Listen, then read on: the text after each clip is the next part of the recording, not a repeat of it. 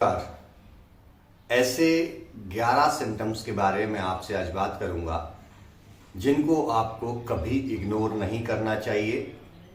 यदि आप पहले से हाई ब्लड प्रेशर की मेडिसिन पे हैं या आपकी फैमिली में किसी को हार्ट रिलेटेड प्रॉब्लम रही है तो आपको इन सिम्टम्स को बिल्कुल भी इग्नोर नहीं करना है, जिसमें सबसे पहला सिम्टम आता है चेस्ट डिस्कम्फर्ट।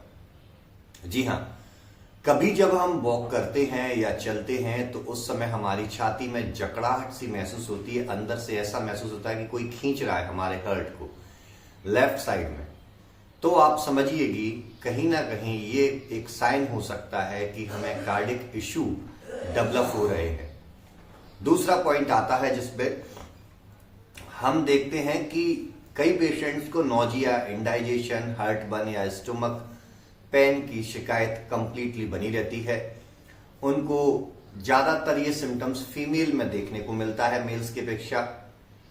उनको बार बार उल्टी ऐसा मन करना, इंडाइजेशन की प्रॉब्लम होना, काफी लंबे समय से इंडाइजेशन की प्रॉब्लम होना, हार्ट बर्न या चेस्ट में ये अपनी हड्डी होती है इसके बगल में यहाँ हल्का हल्का एसिडिटी की प्रॉब्लम होती रहती है काफी लंबे समय तक और काफी बरसों पुरानी है हिस्ट्री वो बताते हैं।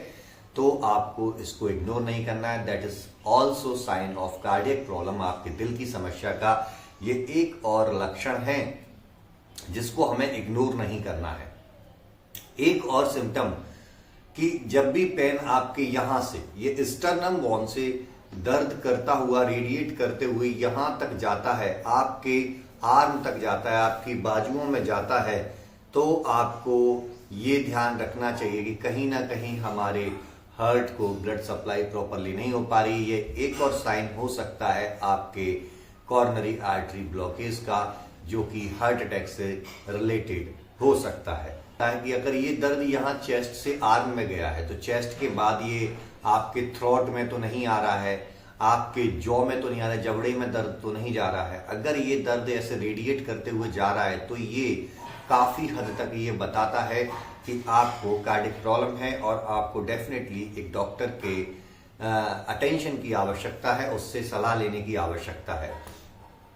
अगर आप बहुत ज्यादा जब आप चलते हैं तो उस समय बहुत ज्यादा आपको थकावट महसूस होती है, आप डिजी फील करते हैं, लाइट हेडनेस फील करते हैं, आपको कई पेशेंट्स ऐसे चलते हैं या फिर सुबह उठते हैं उनको आंखों के सामने अंधेरा छा जाता है और ये काफी लंबे समय से अगर ये आपके साथ चल रहा है तो it's also sign of high blood pressure और ड्रॉप्ड ब्लड प्रेशर। कई बार हाई ब्लड प्रेशर और कई बार बहुत ज्यादा ब्लड प्रेशर डाउन हो जाता है, उस कंडीशन में भी देखने को मिलता है।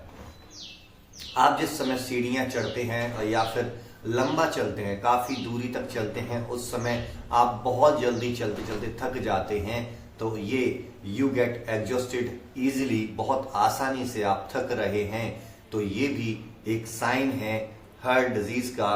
तो इसके लिए भी आप प्रोन रहे। इन चीजों को मैं जो बता रहा हूं उन चीजों को आपको इग्नोर नहीं करना है। इनको बताने से पहले मैं आपको एक और चीज क्लियर कर दूं आगे बढ़ने से पहले कि ये साइन ऐसे हैं जो मोस्टली कार्डियक पेशेंट्स में देखने को मिलते हैं। इन कॉमन साइंस को हमने इकट्ठा इसलिए किया है ताकि समय से पहले हम अपनी बीमारी को पता करके उसको वहीं पर समाप्त कर दें। तो इन साइंस को आप जरूर सुनिए, समझिए और अपनी बॉडी में मेजर कीजिए और अपने आस पड़ोस के लोगों को जरूर शेयर कीजिए, क्योंकि ये जीवन बचाने वाले एक वीडियो का तरह काम करेगा आपके लिए।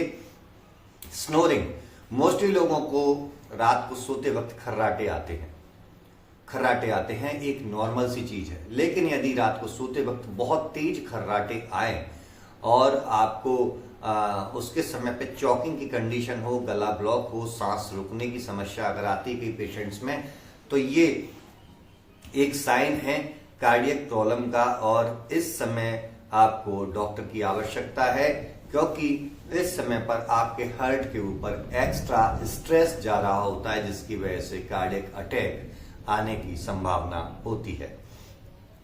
स्वेटिंग एक और लक्षण है, पसीना बिना किसी वजह के, बिना किसी गर्मी के, बिना किसी ज्यादा व्यायाम या एक्सरसाइज के अगर बैठे बैठे स्वेटिंग आ रही है फोरहेड पर, आपके माथे पर, आपके गालों पर, गले में, और उसके साथ में पाल्पिटेशन, तेज धड़कन हो रही है, तो ये एक साइन हो सकता है कि आपकी हार्ट की मसल्स वीक है और वो पंपिंग आउट नहीं कर पा रही हैं प्रॉपर ब्लड को। तो ये भी एक साइन है जिससे आपको इग्नोर नहीं करना है। कफ, बहुत काफी लंबे समय से यदि पेशेंट को खांसी है और कफ आ रहा है और वो कफ मॉर्निंग के टाइम पर और इवनिंग के टाइम पर बहुत ज्यादा निकलता है, खासकर कफ का जो कलर है वो व्हाइटिश है, बहुत ज्यादा थिक है, या फिर पिंक कलर का है, बहुत ज्यादा थिक क्वांटिटी में निकल रहा है, तो ये एक साइन हो सकता है कि हार्ट में कोई प्रॉब्लम है, हार्ट फेल्यूर की समस्या हो सकती है। इसलिए इसको इग्नोर ना करें, क्योंकि इस कंडीशन में कभी कभी ब्लड लीक होकर के हमारे लंग्स की तरफ भी जाने लगता है। एक कॉमन साइन देखने को मिलता है जिन पेशेंट्स को हार्ट की प्रॉब्लम होती है, वो होता है आपके पैरों में, आपके जो चेहरा है उसके ऊपर और आपके एंकल ज्वाइंट में स्वेलिंग का होना, एडिमा का होना, पिटिंग एडिमा का होना। जब आप उस स्वेलिंग को दबाएंगे तो वो दबेगी और काफी देर में वो वापस उभर के आएगी। अगर ये साइन दिखता है तो ये कहीं ना कहीं कंडीशन डेवलप करता है कि मे बी ये आपके हार्ट की प्रॉब्लम हो। हार्ट प्रॉपरली जो इंफीरियर वेना केवा के थ्रू जो ब्लड हमारे हार्ट में आता है वो प्रॉपर नहीं आ पा रहा है, हार्ट की पंपिंग में प्रॉब्लम है। और एक और साइन हो सकता है कि कहीं किडनी पर भी अफेक्ट आ रहा है। तो इस समय भी आपको एक डॉक्टर की जरूरत है, आप डॉक्टर के पास जरूर जाइए। इर्रेगुलर हार्ट बीट अगर होती है, इर्रेगुलर हार्ट बीट, आप इस प्रकार से अपनी पल्स को पकड़ें और एक नॉर्मल अंतराल के बाद पल्स इस प्रकार से बीट करती है। अगर वो इस प्रकार से बीट करके थोड़ी देर रुक के फिर बीट करना स्टार्ट करती है, तो इस प्रकार की कंडीशन जिसको इर्रेगुलर हार्ट बीट बोलते हैं, ये भी आपके हार्ट की प्रॉब्लम का एक कारण हो सकती है, जिसको आर्टीरियल फिब्रिलेशन बोलते हैं। दोस्तों, ये साइन थे हमारे हार्ट की हेल्थ के बारे में पता करने के लिए।